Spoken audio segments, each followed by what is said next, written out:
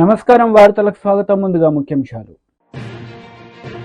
YCP leader Ambati Rambabu press meet, పలు అంశాలపై వివరణ.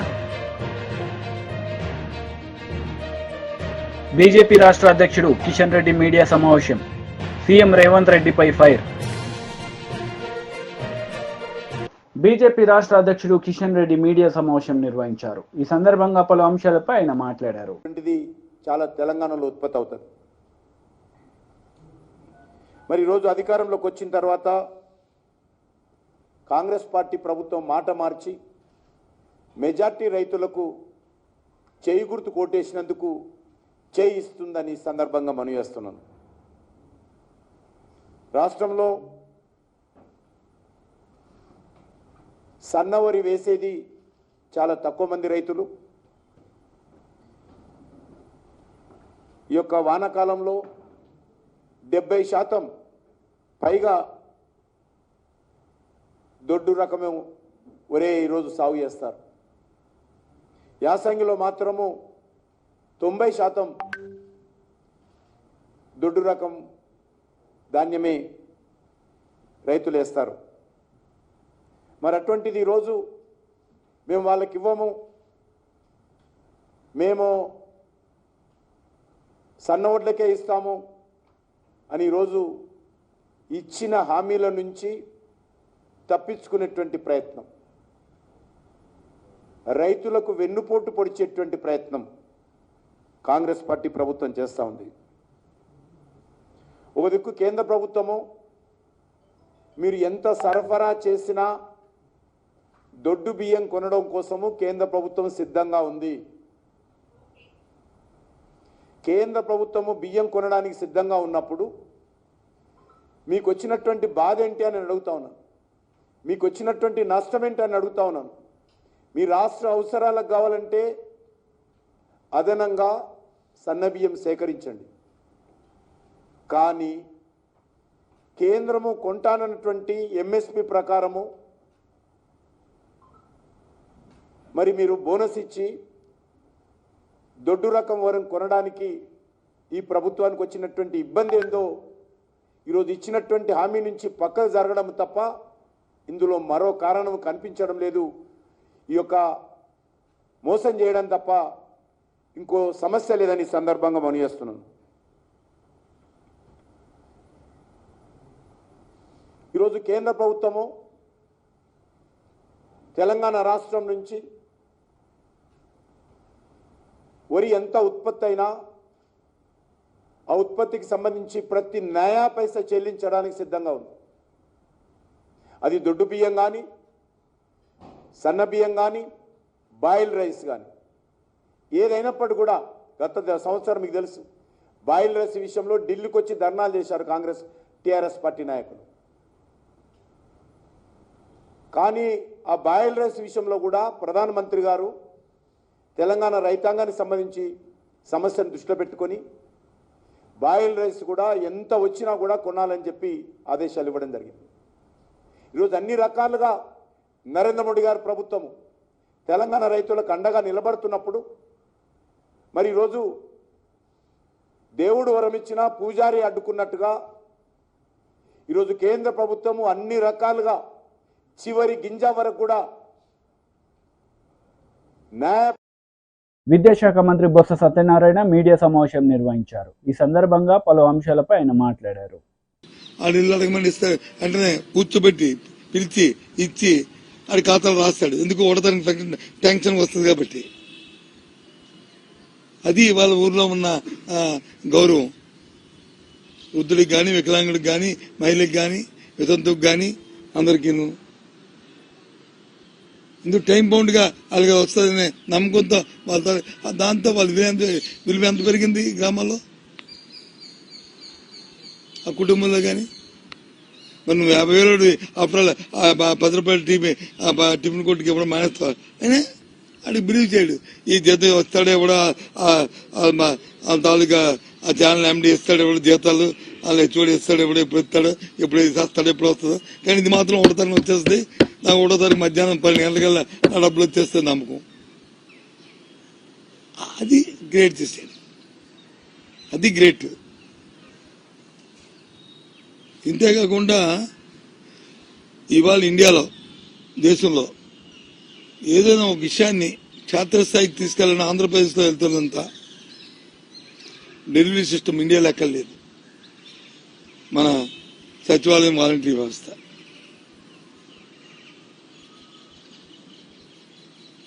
ఇలాంటి వ్యవస్థ ఎక్కర్లేదు దేశంలో. నీకు ఏ వెరిఫికేషన్ కావాలన్నా, ఏ క్యాల్కులేషన్ కావాలన్నా, లేదు ఏదైనా ప్రజలకు తెలివి చెప్పాలన్నా, లేదు ప్రజలకు వచ్చి ఏదైనా వాళ్ళతో చేయించాలన్నా ఎంత వ్యవస్థ ఎక్కడ ఉంది? ఉదాహరణ మనం అది చూసాం కదా, ఇది కరోనా వచ్చినప్పుడు మన ఆరోగ్య సురక్ష జరిగినప్పుడు అంత పెద్ద ఎత్తున జరిగింది. ఏ రకంగా ఇప్పుడు మన దగ్గర మొత్తం గ్రామాల్లో అందరి తాలూకా ప్రొఫైల్, మెడికల్ ప్రొఫైల్ మన దగ్గర ఉంది. ఎవరికి ఏ జబ్బు ఉందో, జ్వరం ఉందో, బీపీ ఉందో, షుగర్ ఉందా అని ఎప్పుడైనా అలాంటి డేటాను కలెక్ట్ చేయగలుగుతామా? ఆ డేటాను బట్టి మందులు ఇచ్చారా? ఇవాళ అందరూ రాసిస్తున్నాం. ఇది యూనిక్, ఇది కొత్త సిస్టమ్, కొత్తదనం. ఇది ప్రజలు కోరుకుంటారు. ప్రజలకు ఏం కావాలి? ప్రజలు ఎప్పుడు ఏం కోరుకుంటారంటే, నాకు అదే నా పరిస్థితులు బాగలేవు, నాకు ప్రభుత్వం నాకు తోడ్పాటు ఉండాలా అని కోరుకున్నప్పుడు ప్రభుత్వం వచ్చి అడిగే చూడాలి. అది ప్రభుత్వం తనకు బాధ్యత. సమాజంలో ఎవరైతే అట్టడుగు వర్గాలు ఉన్నాయో, ఎవరైతే ప్రభుత్వం ఆధారపడి బతుకుతున్న వారు ఎవరైతే ఉన్నారో వాళ్ళ కోసం ప్రభుత్వాలు ఆలోచన చేయాలి. అది మా జగన్మోహన్ రెడ్డి గారు ఈ 5 సంవత్సరాలు చేసింది. అందుకు జగన్మోహన్ రెడ్డి ఏమన్నా అలాంటప్పుడు ఎందుకు అతను వదులుకుంటారు చెప్పండి? అది మా తాలూకా కాన్ఫిడెన్స్. టీడీపీ లీడర్ మీడియా సమావేశం నిర్వహించారు. ఈ సందర్భంగా పలు అంశాలపై ఆయన మాట్లాడారు. చంద్రబాబు నాయుడు గారు అమెరికా వెళ్ళాడా, ఇటలీ వెళ్ళాడా, యూరప్ కంట్రీస్కి వెళ్ళాడా? మీకు అవసరమా? ఎన్హెచ్సి సెక్యూరిటీలో ఉండే వ్యక్తి, ఆయనకి సెక్యూరిటీ రీజన్స్ కారణంగా అన్ని విషయాలు కూడా బయటికి చెప్పరు. మీకు చెప్పాలా? మీరు ఒక పనికి మాలిన బ్యాచ్, ఒక మాఫియా బ్యాచ్, మీకు మేము వివరాలు చెప్పాలా ఎక్కడికి వెళ్తుంది? పోనీ చంద్రబాబు నాయుడు గారు కోర్టు ఏమైనా ఆంక్షలు ఉన్నాయా నీకున్నట్టు?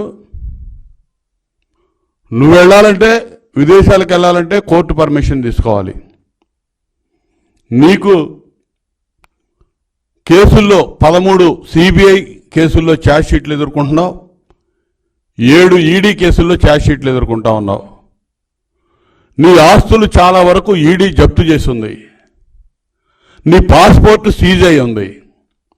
నువ్వు విదేశ పర్యటనకు వెళ్ళాలంటే, విదేశాలకు వెళ్ళాలంటే కోర్టులో పిటిషన్ వేసి పర్మిషన్ తీసుకొని వెళ్ళాలి. చంద్రబాబు నాయుడు గారికి ఆ అవసరం లేదే. ఆయన పాస్పోర్ట్ సీజ్ అయ్యలేదు. ఆయన మీద ఛార్జ్ షీట్లు ఫైల్ చేయాలని చూసినా కూడా కోర్టు వాటిని నిరాకరించింది. ఛార్జ్ షీట్లు ఫైల్ అవ్వలేదు ఆయన మీద. నువ్వు పెట్టిన పనికి మాలిన కేసులు ఏది కూడా ఛార్జ్ షీట్లు ఫైల్ అవ్వాలా? ఆయన కోర్టు పర్మిషన్ తీసుకోవాలని ఎక్కడ కూడా, ఆయన బెయిల్ మీద బెయిల్ ఆర్డర్లో ఎక్కడ కూడా బయటికి వెళ్ళాలంటే కోర్టు పర్మిషన్ తీసుకోవాలని కూడా లేదు. ఇంక నీకెందుకు? అవిశ్రాంతంగా పనిచేస్తాడు చంద్రబాబు నాయుడు గారు, ఆయన ఫ్యామిలీ. ప్రతి సంవత్సరం విదేశీ పర్యటనలకు వెళ్ళడం అలవాటు. అదేవిధంగా ఈ సంవత్సరం కూడా వెళ్ళారు. నువ్వు చెప్పాలి. నువ్వు వెళ్ళావు లండను, నువ్వు కోర్టు లండన్ వెళ్తానికని చెప్పి నువ్వు ఎక్కినటువంటి విమానం ఆమ్స్టర్డామ్లో ల్యాండ్ అయింది. దీనికి నువ్వు వివరణ ఇచ్చుకోవాలి. నువ్వు నేరస్తుడివి, నువ్వు వివరణ ఇవ్వాలి. నువ్వు చెప్పిన కాడికి వెళ్లాల్సిన అవసరం నీకుంది, లేకపోతే క్రైమ్ అది. చంద్రబాబు నాయుడు గారు చెప్పి వెళ్లాల్సిన అవసరం లేదు. నువ్వు ఎక్కడికి వెళ్తున్నావో కోర్టులో పిటిషన్ ఫైల్ చేసి, నేను పలానా చోటకి పలానా కారణం మీద పలానా పని మీద వెళ్తున్నానని చెప్పి నువ్వు అడిగి వెళ్ళాలి. నువ్వు దాన్ని తప్పితే నువ్వు వైలేషన్, అది నువ్వు వివరణ ఇవ్వాలి. రేపు వచ్చినాక నువ్వు నీకు పత్రిక ఉంది కదా, ఛానల్ ఉంది కదా అని చెప్పి అడ్డగోలు రాతలన్నీ రాపిచ్చి ఏదో చంద్రబాబు నాయుడు గారి మీద ఒక మచ్చయాలని చూస్తూ ఉన్నావు. నీకులాగా లక్షల కోట్లు ఆయన దగ్గర నల్లధనం లేదు. ₹1 నువ్వు పెట్టిన పనికిమాలిన కేసులు ఎక్కడ కూడా ₹1 కూడా నువ్వు నిరూపణ చేయలేవు, జరగవు. ఎందుకంటే ఆయన మచ్చలేని చంద్రుడు. ఆయన ఏ అవినీతి ఆయనకు అంటదో, నువ్వు అంటించలేవు. అంటించడానికి ప్రయత్నం చేసావు. నీ దగ్గర ఉన్నటువంటి తాబేదాన్ని పనికిమాలిన అధికారులు పెట్టుకొని కేసులు పెట్టావు, జైలుకు పంపించి సునకానందం పొందావు. అంతేగాని అంతకుమించి నువ్వేం చేయలేవు. కానీ నీ మీద అట్టగాదే, సిబిఐ ఈడీ ఛార్జ్ షీట్లు ఫైల్ అయి ఉన్నాయి. 43,000 కోట్లు మీ నాన్న అధికారంలో ఉన్నప్పుడు అధికారాన్ని అడ్డం పెట్టుకొని అడ్డగోలుగా దోచేసావని చెప్పి సిబిఐ ఛార్జ్ షీట్లు ఎదుర్కొంటున్నావు. అసలు నువ్వు చెబుతున్నావు సూట్ కేసు కంపెనీలు, షెల్ కంపెనీలు అని. అసలు ఆ పదాలు ఉమ్మడి ఆంధ్రప్రదేశ్ రాష్ట్ర ప్రజలకి పరిచయం చేసిందే నువ్వు. సెల్ కంపెనీలు అంటే, షెల్ కంపెనీలు అంటే తెలియదు ఎవరికి, సూట్ కేసు కంపెనీలు అంటే ఏంటో తెలియదు, క్విట్ ప్రోకో అనే వర్డింగే తెలియదు అసలు ఈ ప్రజలకి. అవన్నీ పరిచయం చేసినటువంటి ఆర్థిక ఉగ్రవాది, ఆర్థిక నేరస్తుడివి నువ్వు జగన్మోహన్ రెడ్డి. కాబట్టి 16 నెలలు జైల్లో ఉన్నావు. నువ్వు ఈరోజు నువ్వెందుకు పారిపోయావు నువ్వు చెప్పాలి. అసలు లండన్ నువ్వెందుకు వెళ్ళావు? గతంలో లండన్ వెళ్ళేటప్పుడు నీ పిల్లలు అక్కడ ఉన్నారు చూడటానికి వెళ్తున్నానని చెప్పేవాడి. ఇవాళ నీ పిల్లలు ఎక్కడికి వచ్చి ఉన్నారు, వాళ్ళని తీసుకొని మళ్ళీ లండన్ వెళ్ళావు. వస్తావా తిరిగి? నువ్వు చెప్పాలి ఏ సంగతి. ఇక్కడ ఎన్నికలైన కాడి నుంచి ఎవడు మాట్లాడలేదు తెలుగుదేశం వాళ్ళు అని చెప్తున్నావు. పోలింగ్ తర్వాత సైలెంట్ అయ్యారని. సిగ్గుండాలి ఆ మాట అంటానికి. పోలింగ్ తర్వాత తేలుగుట్టిన దొంగల్లాగా వ్యవహరిస్తుంది మీరు. జగన్మోహన్ రెడ్డి దగ్గర నుంచి కింద స్థాయి గల్లీ నాయకుడి దాకా పత్తా లేకుండా పోయారు. ఒక్కడు నోరు తెరవట్లా. ఎవరికి ధైర్యం లేదు.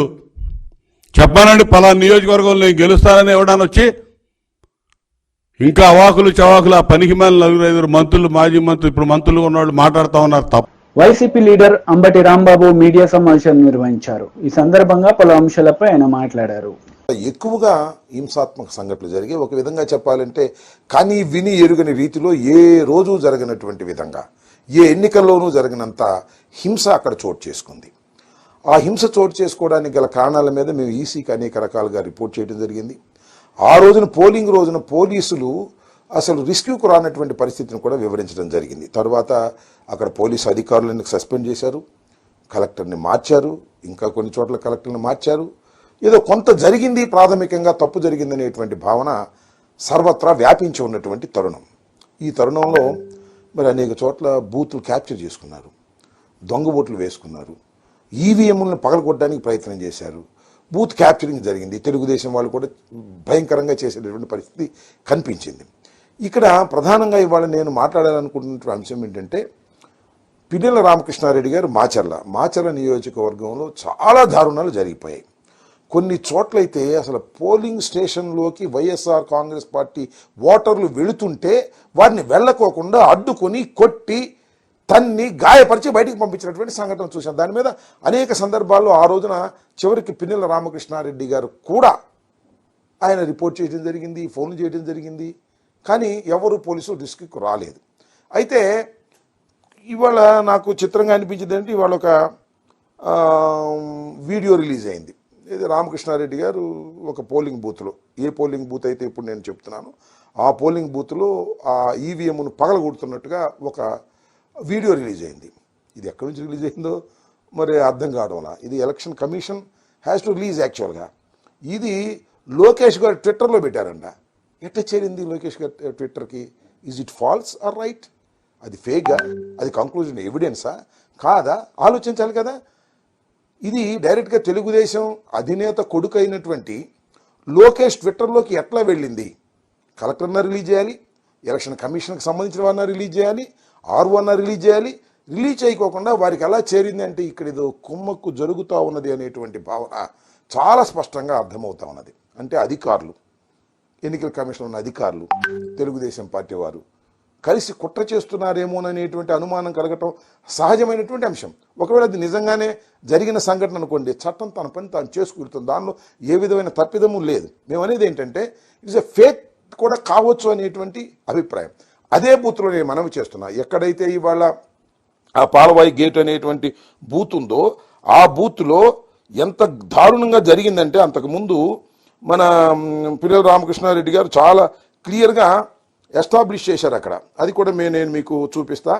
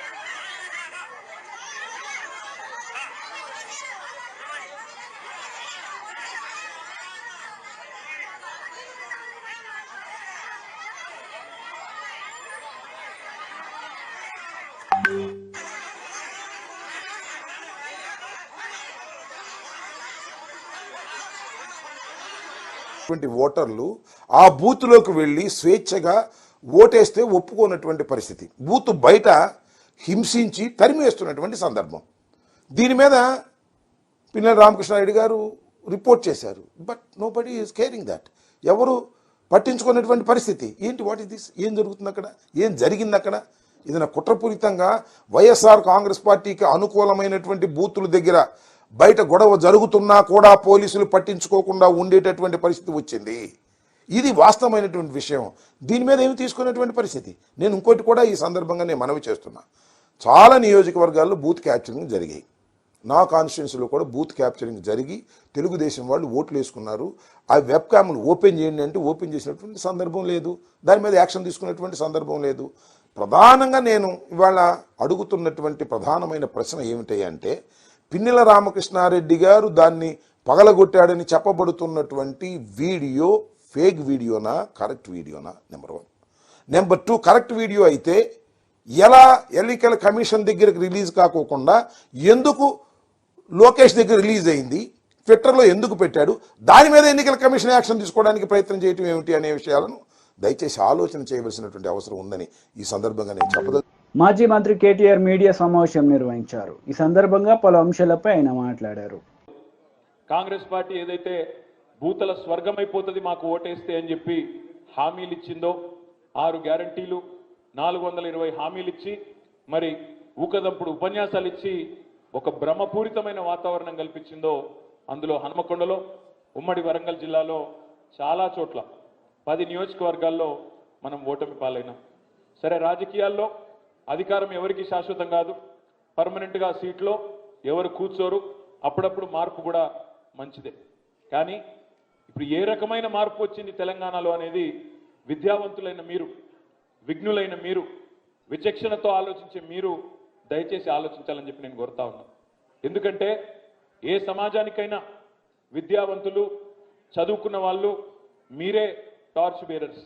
ఎందుకంటే సమాజానికి సరైన దిశలో నడిపించుకొని తీసుకుపోయేది మీరే. ఎందుకంటే సామాజిక స్పృహ, అవగాహన, సమాజంలో ఏం జరుగుతుంది అనే ఒక చైతన్యంతో కూడిన ఆలోచన ఇవన్నీ ఉన్న వాళ్ళే విద్యావంతులు. అందుకే నేను మిమ్మల్ని అడుగుతా ఉన్నా. ఇందాక రైతు బిడ్డలు ఎంతమంది అంటే దాదాపు ఈ హాల్లో 70-75% మంది చేతులు లావట్టింది. నేను అడుగుతా ఉన్నా, రైతు బిడ్డలైన మా గ్రాడ్యుయేట్లను ఏం చెప్పినారు? కాంగ్రెస్ పార్టీ ఆనాటి అధ్యక్షులు, ఇప్పటి ముఖ్యమంత్రి రేవంత్ రెడ్డి గారు, కేసీఆర్ గారి ద్వారా ₹1,00,000 రుణమాఫీ జరిగినా మీరు అర్జెంటుగా బ్యాంకుకు పోండి, 2 లక్షలు తెచ్చుకోండి, నేను వస్తున్నా, డిసెంబర్ 9 నాడు సంతకం పెడతా, వెంటనే రుణమాఫీ చేస్తా అని చెప్పి ఊరూరా ఊకదంపుడు ఉపన్యాసాలు ఎన్నిచ్చినాడో మీకు గుర్తుండాలి. ఈరోజు మరి అధికారంలోకి వచ్చి 5 నెలలు దాటిపోయింది, 6వ నెల నడుస్తూ ఉన్నది. డిసెంబర్ 9 రుణమాఫీ అన్నాడు. డిసెంబర్ 9 పోయింది, జనవరి 9 పోయింది, ఫిబ్రవరి 9 పోయింది, మార్చి, ఏప్రిల్, మే 9 కూడా పోయింది. ఇంకా తొందరలో జూన్ 9 కూడా రాబోతా ఉంది. మరి జరిగిందా రుణమాఫీ? జరిగిందా? కేసీఆర్ 10,000 ఇస్తున్నాడు రైతు బంధు, నేను 15,000 ఇస్తా అన్నాడు రైతు భరోసా. ఒక్కరికన్నా వచ్చిందా రైతు భరోసా? కేసీఆర్ ఇచ్చిన రైతు బంధుకే దిక్కులేదు నిన్న మొన్నటి దాకా. ఈ ముఖ్యమంత్రి వచ్చిన తర్వాత రైతు భరోసా అన్నాడు, 10,000 కాదు 15,000 అన్నాడు. మరి కేసీఆర్ గారు ఉన్నప్పుడేమో ఆనాడు రైతు బంధు వచ్చేది, టైంకి వచ్చేది. ఏ టైంకి వచ్చేది? నాట్లేసే టైంకి వచ్చేది. ఈయన రేవంత్ రెడ్డి వచ్చినాక ఎప్పుడు వచ్చింది రైతు బంధు? ఓట్లేసే టైంకి వస్తున్నది. డిసెంబర్లో పడాల్సిన రైతు బంధు మేలో వేసి అది కూడా ఘనకార్యం అన్నట్టు జబ్బలు తెరుచుకుంటున్నాడు ముఖ్యమంత్రి. ఇంకొక మాట చెప్పిండు అన్నాడు, కేసీఆర్ భూస్వాములనే చూసుకుంటుండు, నేను కౌలు రైతులకు ఇస్తా రైతు భరోసా అన్నాడు. 15,000 ఇస్తా అన్నాడు. రైతు కూలీలను నెలకు 1,000 రూపాయలు ఇస్తా అన్నాడు. ఒక్కటన్నా జరిగిందా? జరగకపోగా నిన్న ఎంత పెద్ద మోసం జరిగిందో ఒక్కసారి ఆలోచించండి. ఎన్నికలకు ముందేమో 500 రూపాయల బోనస్ కింటాల్కు 500 బోనస్ అన్నాడు. మేనిఫెస్టోలో ఏం పెట్టిండు?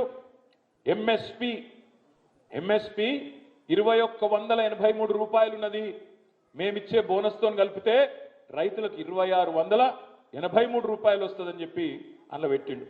ఇక్కడ ఉన్న మా రైతు బిడ్డలను నేను అడుగుతున్నా, 2,183 రూపాయల ఎంఎస్పి దొడ్డు బియ్యానికే ఉన్నది కదా. మరి నువ్వేమో మేనిఫెస్టోలో పెట్టిందేమో దొడ్డు బియ్యానికి, దొడ్డు బియ్యం వచ్చే వడ్లకు నేను ఎంఎస్పి ఇస్తా, బోనస్ ఇస్తా అని పెడితివి. 2,183 దొడ్డు బియ్యంకున్నది, దొడ్డు వడ్లకున్నది. అదేవిధంగా సన్న బియ్యానికి మాత్రం ఇంకో 20 రూపాయలు ఎక్కువ ఉన్నది. మేనిఫెస్టోలో రేవంత్ రెడ్డి పెట్టిండు 2183 ప్లస్ 500 2,683 రూపాయలు ఇస్తానేనని చెప్పిండు. మరి నిన్నేం చెప్పిండు? క్యాబినెట్లోకి వెళ్ళి బయటకు వచ్చి సన్న వడ్లకే ఇస్తా అని చెప్తా ఉన్నాడు. మరి మనం ఆలోచించాల్సిన అవసరం ఉంది. ఎన్నికలకు ముందేమో దొడ్డు వడ్లకు ఇస్తా అని, ఇలా సన్న వడ్లకే ఇస్తా అంటే సన్నాయి నొక్కులు నొక్కే ఈ సన్నాసులకు నిలదీసేటోళ్ళు శాసన మండలిలో ఉండాలనా లేదా రైతు బిడ్డలుగా మీరు ఆలోచించాలని చెప్పి నేను కోరుతా ఉన్నా. రేపటి రోజున ఎవరు ఉండాలి శాసన మండలిలో ఇట్లాంటి సమస్యలు వచ్చినప్పుడు అంటే మనం ఆలోచనతో ఓటేస్తే అట్లాంటి ఆలోచనతో కూడిన వ్యక్తులు, వివేకంతో రేపటి రోజున మీ తరఫున గొంతు విప్పే వ్యక్తులు శాసన మండలిలో ఉంటే న్యాయం జరుగుతుంది. ఇదే హనుమకొండలో, ఇదే వరంగల్లో వినయ్ భాస్కర్ గారి కృషితో మీ అందరి మరి ఇక్కడి నాయకుల ఒత్తిడితో ఆనాడు హైదరాబాద్లోనే కాదు ఐటీ అనేది విస్తరించాలని చెప్పి వరంగల్కి ఒకటే రోజు నేను ఆనాడు వచ్చి 6 కంపెనీలు ఇక్కడ ఇనాగ్రేట్ చేసిన. టెక్ మహీంద్రా, జెన్పాక్ట్, ఇంకా 4 కంపెనీలు అన్ని కూడా ఇనాగ్రేట్ చేసినాం. ఇలా బాధ ఎక్కడ అనిపిస్తుందంటే మార్పు అని ఉదరగొట్టింది. ఇలా మార్పు ఏంది? టీడీపీ లీడర్ మీడియా సమావేశం నిర్వహించారు. ఈ సందర్భంగా పలు అంశాలపై ఆయన మాట్లాడారు. జగన్మోహన్ రెడ్డి మార్చి నెలలో దగ్గర 13,000 కోట్ల కాంట్రాక్టులకు బటన్ నొక్కాడు. పేదలకు ఇవ్వాల్సిన పెన్షన్ డబ్బులు కూడా ఏప్రిల్లో 3 రోజులు 4 రోజులు డబ్బులు అందకు కూడా ఇబ్బంది పడ్డారు. మే నెలలో కూడా అదే జరిగింది తంతు. అటువంటిది ఇవాళ మే 17న మీరు నొక్కిన 4,000 కోట్ల బటన్ నొక్కుల్లో 2,000 కోట్లు కాంట్రాక్టర్లకు వెళ్ళాయి. అంటే దగ్గర 15,000 కోట్లు మీ అస్మదీయులకి, మీ ఎమ్మెల్యేలు, మంత్రులు, కాంట్రాక్టర్లు, మీ తాలూకా అస్మదీయులకి, కాంట్రాక్టర్లకి, ఏజెన్సీలకు కట్టడానికి 15,000 కోట్లు ఉన్నాయి. పేదల ఆరోగ్యం ఏదైతే పేద మధ్యతరగతి ఆరోగ్యం హాస్పిటల్స్ కట్టాల్సిన డబ్బులు 1,500 కోట్లకి జగన్మోహన్ రెడ్డి చేతులు రాలా, చీఫ్ సెక్రటరీకి చేతులు రాలా, ప్రభుత్వ సంబంధిత అధికారులకు చేతులు రాలా. దీని పట్ల పేదల ఆరోగ్యం పట్ల మీకు ఏమాత్రం చిత్తశుద్ధి అర్థమవుతూ ఉంది. నాసిరకం మద్యం తాగిచ్చారు. దగ్గర 35 లక్షల మంది అనారోగ్యం పాలయ్యారు. దాంట్లో దగ్గర 30,000 మంది చనిపోయినట్టు కూడా పత్రికల్లో రకరకాల కథనాలన్నీ కూడా మనం చదివాం.